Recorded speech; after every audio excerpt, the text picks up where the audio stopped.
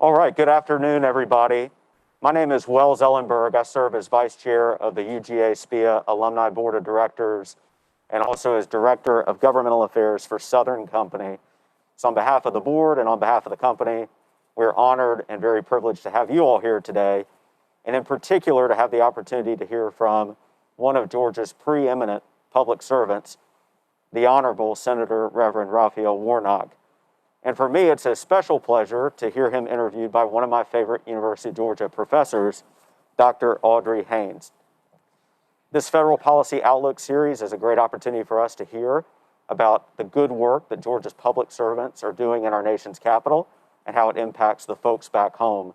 And it's also a great opportunity for us to support UGA and SPIA. So with that said, I want to introduce the Dean of UGA SPIA, Dr. Matt Auer.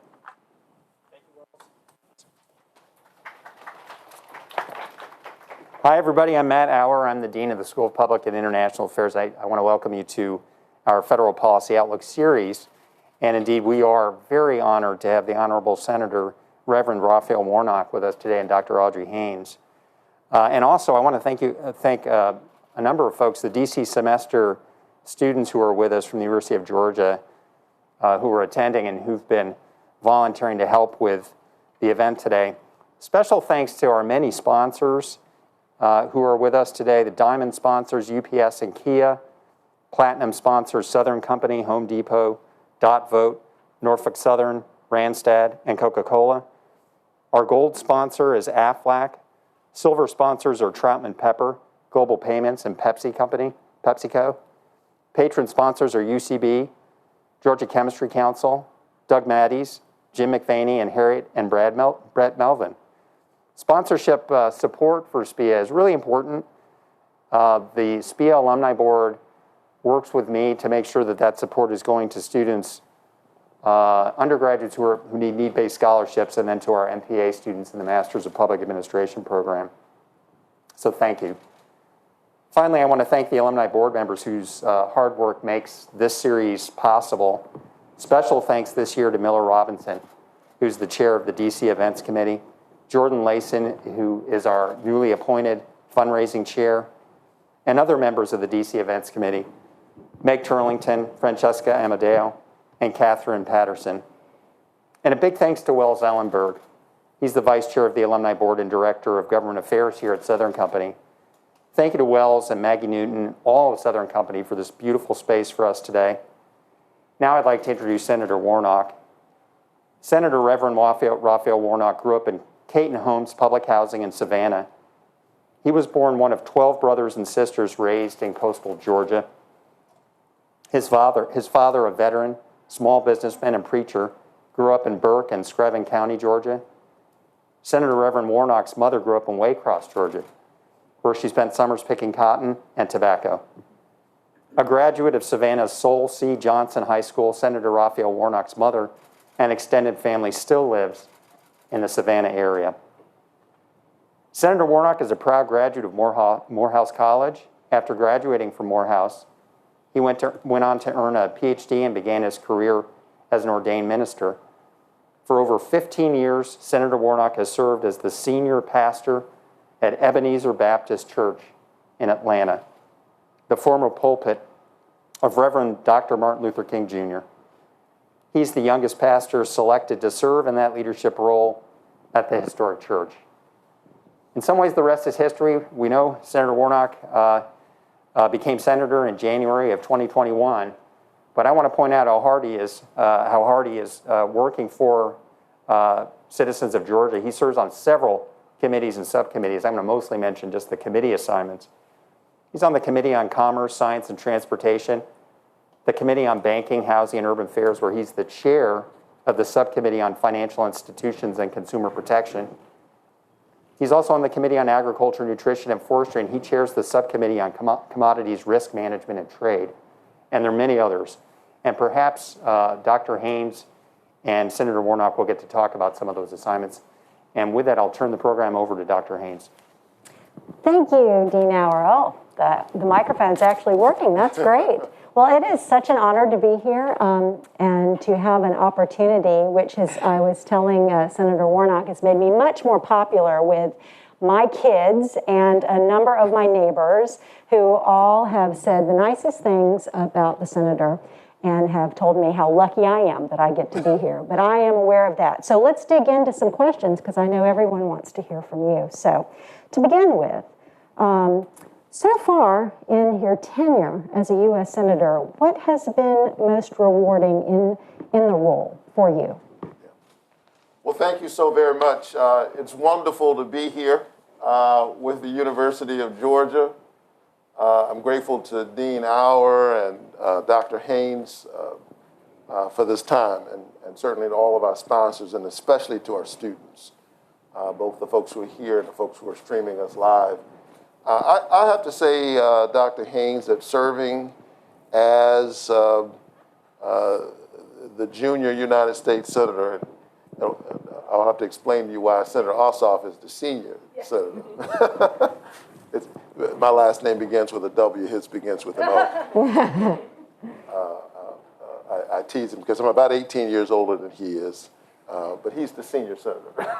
I'm the junior senator. But anyway, it's a great honor to serve as Georgia's United States Senator.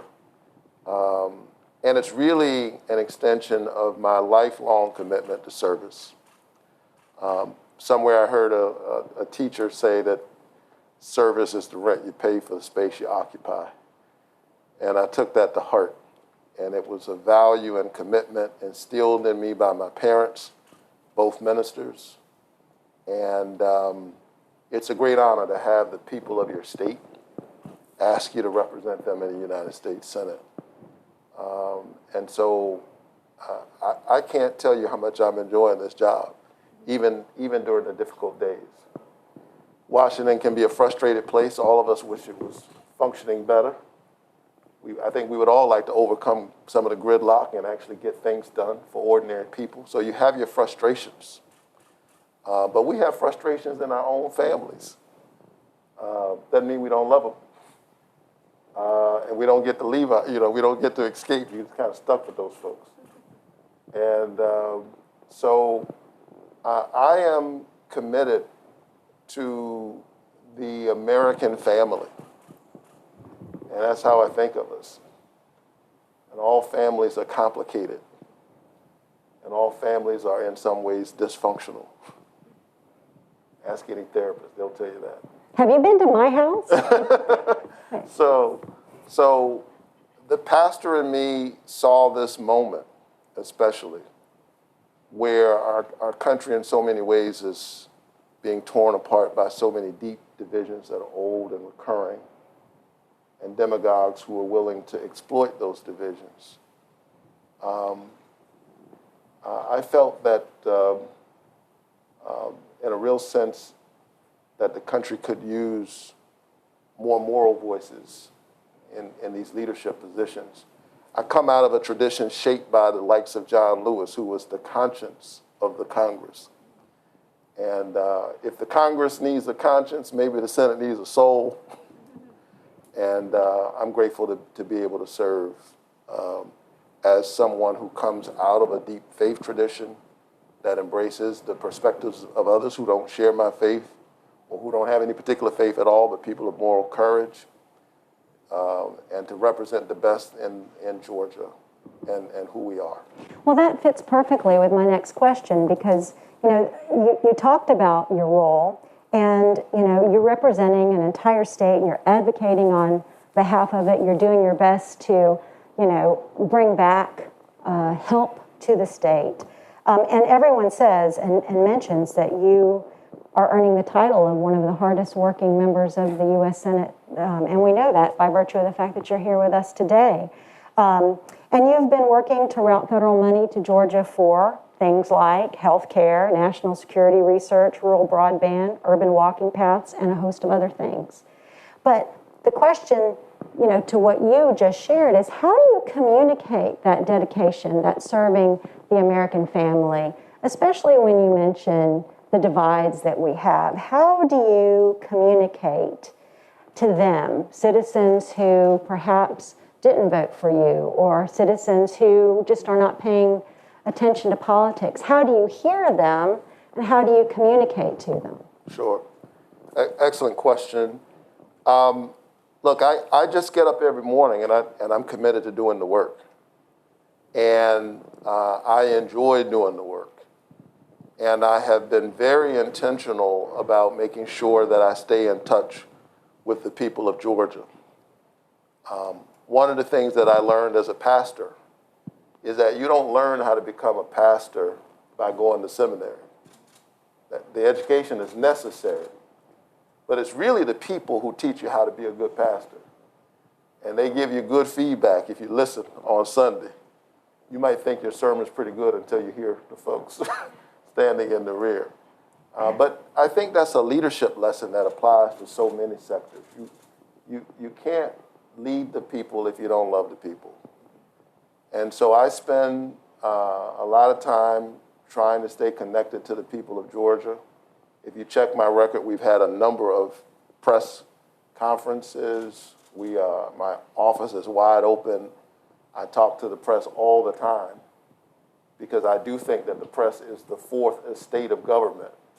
Part of what strengthens our democracy is an open line of communication between those who are serving, those who are elected to serve, and the people that are supposed to serve. So I've been working on a whole range of issues focused on rural Georgia. I spent a lot of time during the campaign in rural Georgia. And I would go to these little towns, and the folks would be, they would be surprised that I was there. And they said, we have never seen someone running for the Senate show up in our little town. They were surprised. And I was surprised that they were surprised because I was running to represent the entire state. And since I've been elected, I've been very intentional about going to these spaces and that are so important to the Georgia economy. I spent some time the other day at the Appalachian Port, or Q-Cells up in Dalton, Georgia, other parts of the state down in South Georgia, and trying to make sure that we strengthen our transportation network, that we grow the Georgia economy, that we help our farmers who, peanut farmers, for example, are trying to get their goods to market. And we're running into some problems around aflatoxin and working with the U.S. Trade Representative through my work on the Commodities and Trade Subcommittee to make sure that they can get their products to market. Working to expand Medicaid in Georgia, because whether you need Medicaid or not, you need Georgia citizens to have access to health care. A lot of our rural health care systems have been devastated, while in my view, politicians have been playing politics. So it's important to do the work. It's also important to communicate to the folks so that they'll know the work you're trying to do and to get their feedback. And that's what I try to do. Well, that's wonderful. And would you say that you also extend that skill to communicating to your fellow members of the Senate and working across the aisle as well? Oh, absolutely. I've enjoyed getting to know the members of the Senate on both sides of the aisle. And again, I think my work for years as a pastor prepares me for this. Pastors don't get to choose who walks through the door and the people you serve. And I think that was a good background for politics, that it's really my basic orientation is to have my arms open and to have that kind of dialogue and communication. I think some folks were surprised yesterday to hear about a Warnock Cruz amendment, but I'll work with anybody. Oh, you didn't know about it? I got a little attention yesterday.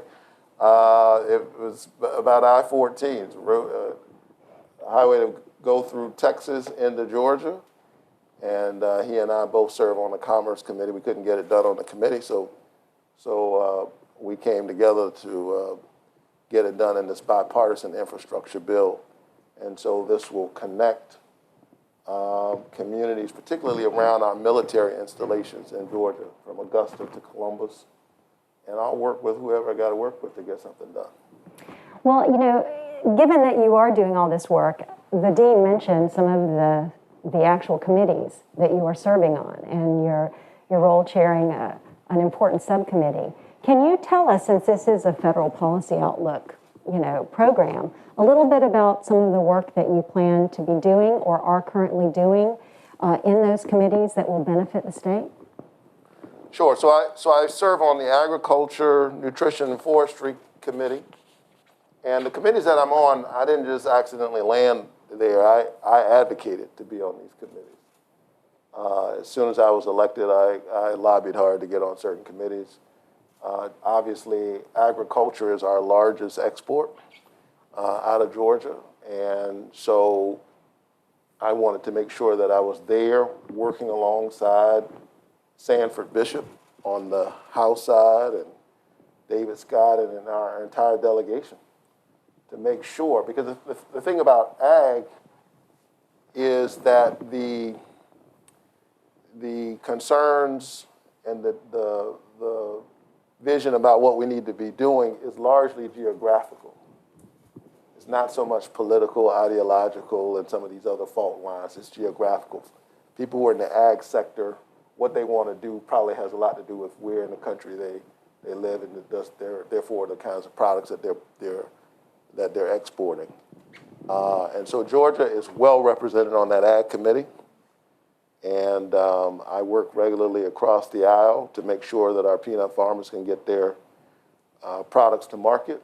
I've been working very hard to make sure that small farmers who are so overburdened with debt can get some debt relief. I've been working to strengthen rural broadband because you can't even farm efficiently if you don't have a high-speed internet. And, while I was campaigning, I'd drive through entire swaths of our state with no broadband. Broadband is the utility of the 21st century. Broadband in the 21st century is what electricity was to these communities in the early 20th century. Running water, and that's the way we really need to think about it.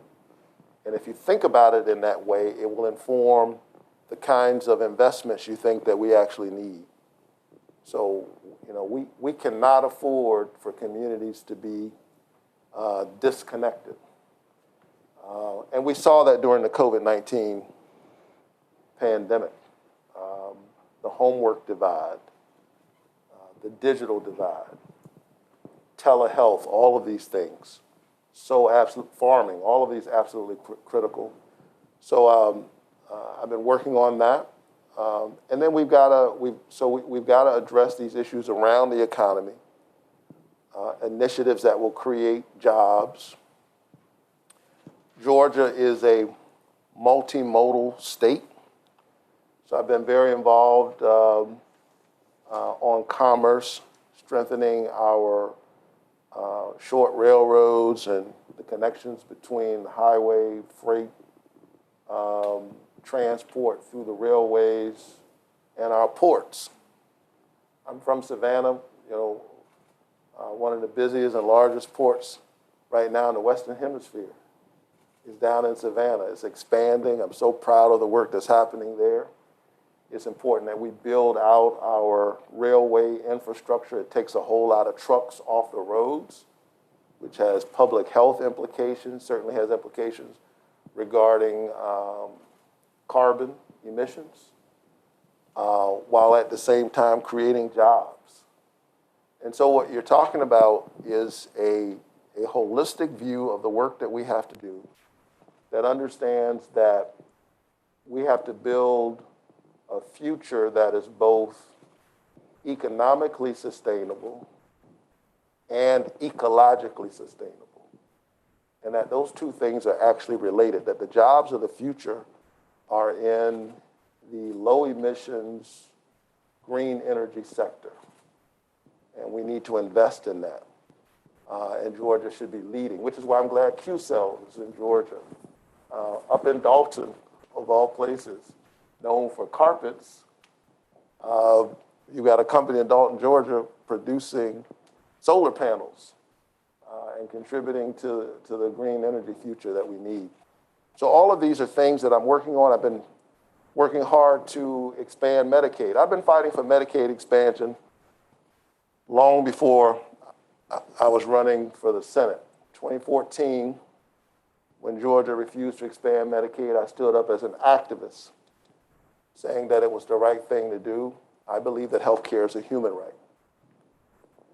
And I think it's a drag on so there's a moral argument, but I also think it's a drag on our economy for people not to have access to basic health care. There's no good fiscal argument for why Georgia has not expanded Medicaid. Put ideology aside, the moral argument, which obviously I think is important, there's no good fiscal argument for Georgia to continue to refuse to expand Medicaid. We'd create 64,000 new jobs. We've had 10 of our hospitals in rural areas to close because we refuse to expand Medicaid. And so you know how that devastates these rural healthcare systems and their economy. And so I stood up fighting for this as an activist, and then as a United States Senator, I wasted no time putting a provision in the American Rescue Plan that further incentivized Georgia to expand Medicaid. If you would expand Medicaid, here are some additional incentives. I think about $2 billion I placed in that bill. Georgia's still refusing to expand Medicaid. But because I'm not one to easily give up, I've introduced in the upcoming reconciliation bill something called the Medicaid Saves Lives Act.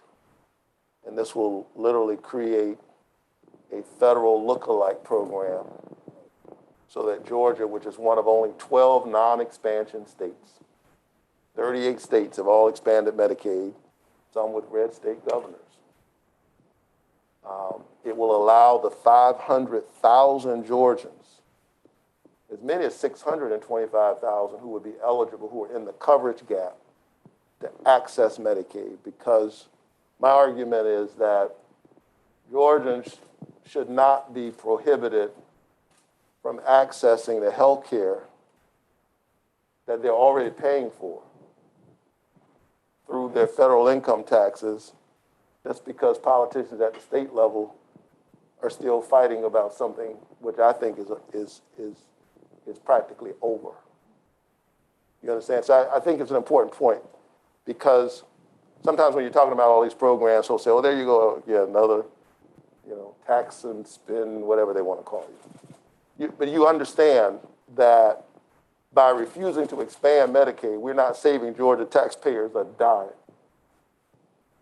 We're subsidizing health care in other states. Meanwhile, our hospitals are closing. So through my Medicaid Saves Lives Act, which I hope to get in the reconciliation package, Georgians would be able to go directly to access that care. So I think that's important, because I think people need just a basic level of security around their health care so that they can be active in the workforce. Healthy workers make for a healthy workforce, which makes for a healthy economy.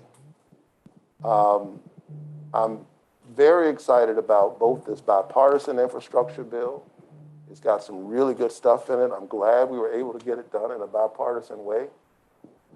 I'm also excited about this reconciliation bill, because I do think that there are some other investments that are absolutely necessary.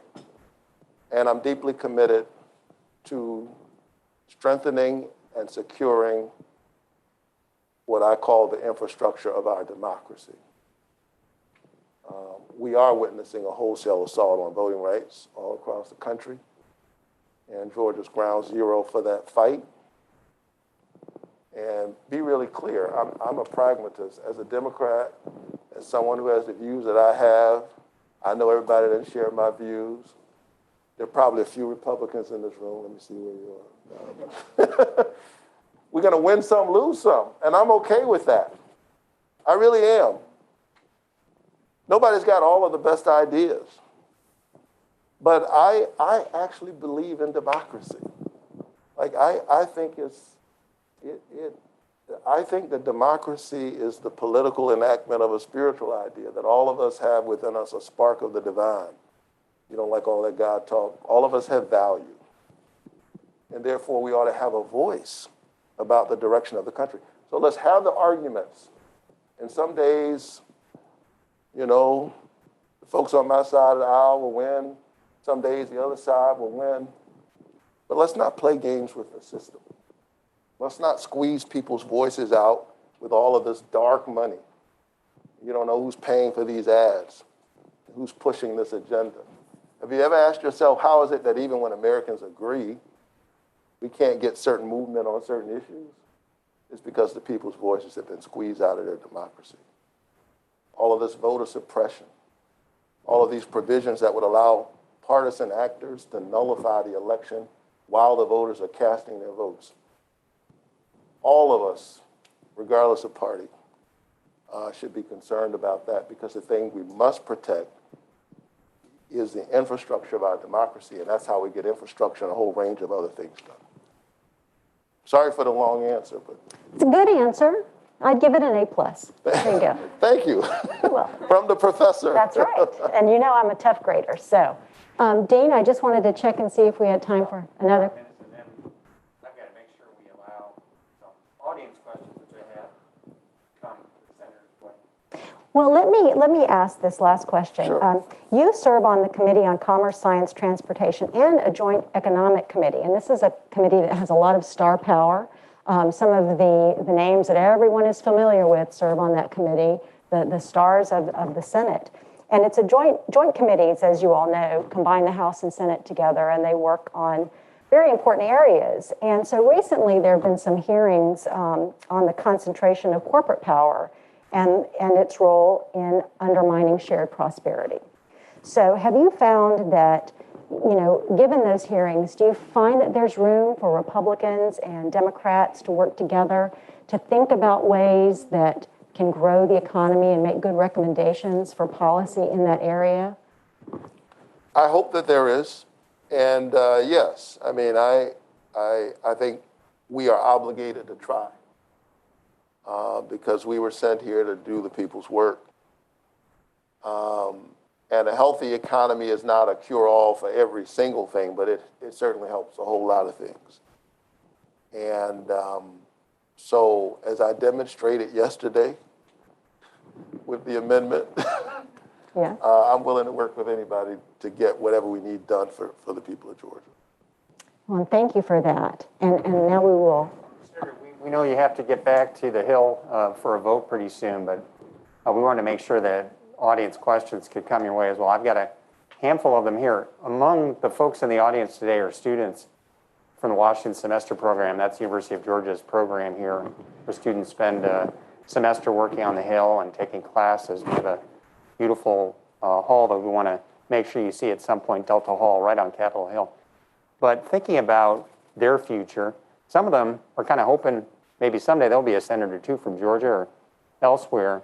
Wonder if you could speak to some of the particular skills or qualities that you think young folks need to work on and model going forward to be successful in politics and public policy. Well, thank you so much. It's an interesting question because I didn't set out to go into politics. My work has always been service, and early on I felt called to ministry.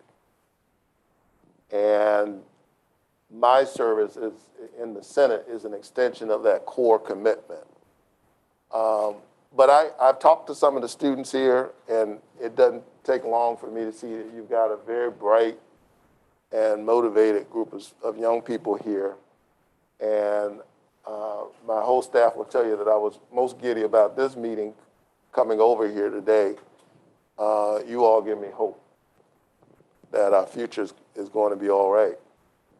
And one of the things that, and we got a lot of UGA folks, by the way, on my staff. My comms director is my press secretary, Meredith, is University of Georgia graduate. Josh was somewhere around here. I don't know where he went. He's probably going on to take care of some other business. He's on the phone now. Josh, who was the SGA president at UGA, is my legislative director. Stewart is my scheduler. He's the UGA graduate. And we got a whole bunch of other folks in the office who are, so I've got dogs all the way up to my ears. And so you're doing amazing work. Listen, I think that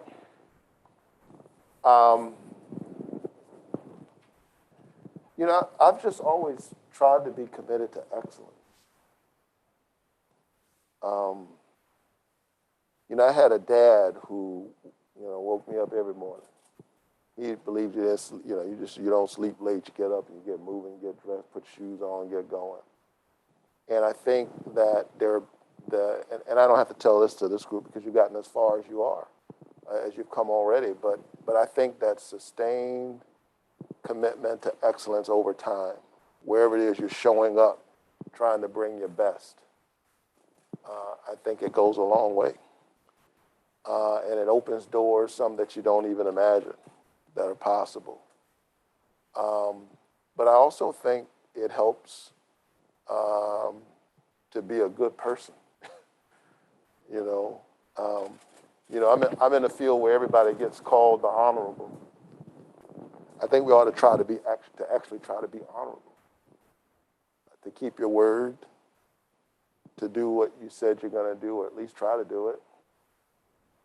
And I think empathy goes a long way. I'm on the ag committee. I didn't grow up on a farm. My mother knows something about farming, but I didn't grow up on a farm. I grew up in Savannah, Georgia. But I've spent time in rural Georgia with farmers so that I could hear and learn their concerns and be responsive. And I recently celebrated a birthday. I won't tell you which one, a couple of weeks ago. I guess that's the other thing about this field. I guess you won't have trouble finding out. You can Google it. So 52. And I'm continuing to grow and to learn and to be transformed. And I'll tell you who you can be. You can be most transformed by the people who are on the margins. Wherever you are situated in the world, all of us in this room enjoy some kind of privilege. I know people get upset these days when you talk about privilege, but everybody sitting in this room right now, particularly relative to the rest of the world, enjoys some form of relative privilege, some different than others, some more than others because the fault lines are complicated, right? I think that we're most transformed to be leaders and to actually be helpful when we humble ourselves enough to talk to somebody who experiences a kind of pain and frustration that's a consequence of where they sit in the world that's different from where we sit. And that is what has brought me as a faith leader to be open around some perspectives of things that I hadn't been challenged on maybe growing up. And so I just want to challenge you to step outside of your comfort zone. And, I think homogeneity is the death of the imagination. And the more you talk to folk who have an experience different from your own, especially people who are marginalized in whatever way, I think it makes you I think it deepens you spiritually. I think it creates empathy, and it creates the possibility that you might actually be a good leader. Well, I got one more, and it's kind of a doozy, but I know we got to have you take off here in just a few minutes. So I'll read this one word for word. How do you believe we can undo the damage done on faith in our state electoral system? I think people need to tell the truth. It's unfortunate right now that we live in a moment where there's such contested terrain around facts. And it might be funny if it weren't deadly. Like literally people are dying as a result of this right now. So we have an obligation to seek truth and to tell the truth. And you're entitled to your own opinion. You're not entitled to your own facts.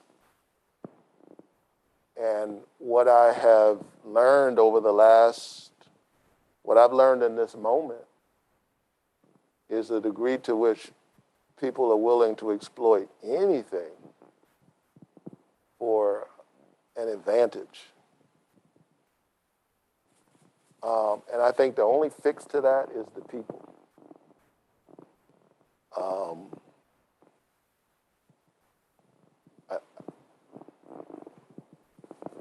I think that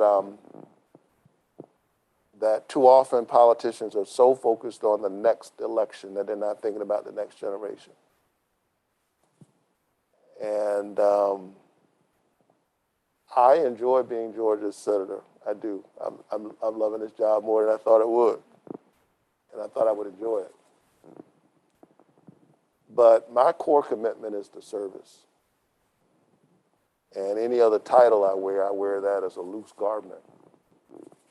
Because you don't actually need a position to serve. What you need is a commitment to service. So, politicians need to tell the truth. This assault on our democracy is just unconscionable. And it proved to be deadly.